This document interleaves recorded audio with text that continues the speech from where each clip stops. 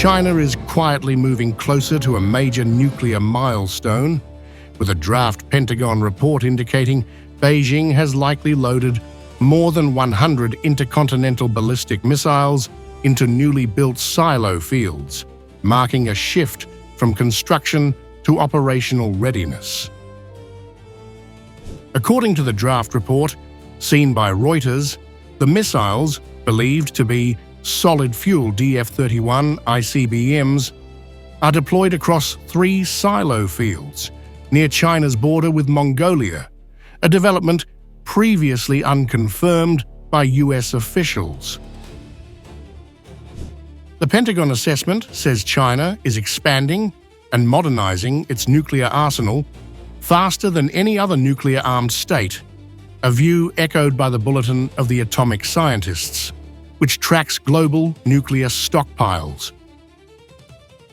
Despite US President Donald Trump saying he aims to pursue denuclearization talks with China and Russia, the report says Beijing shows no appetite for arms control discussions or broader nuclear restraint measures.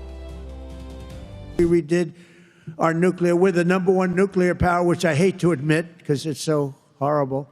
It's such a horrible situation if it ever has to be used. Russia's second. China's a distant third, but they'll catch us within 4 or 5 years. They want to catch us, and they'll be able to catch us. And we're maybe working on a plan to denuclearize the 3 of us, so we'll see if that works. But we have the strongest military anywhere in the world by far. We're investing $1 trillion in the United States Armed Forces this year. It's the biggest amount we've ever invested. China's embassy in Washington rejected claims of a build-up, saying Beijing follows a defensive nuclear strategy, maintains forces at minimum levels, and adheres to a no-first-use policy and a moratorium on nuclear testing. The report estimates China's nuclear warhead stockpile was in the low 600s in 2024, but projects it could exceed 1,000 warheads by 2030, even as warhead production has slowed compared to earlier years. Beyond nuclear forces, the Pentagon says China expects to be capable of fighting and winning a war over Taiwan by 2027, including the ability to launch long-range strikes that could disrupt US forces in the Asia-Pacific.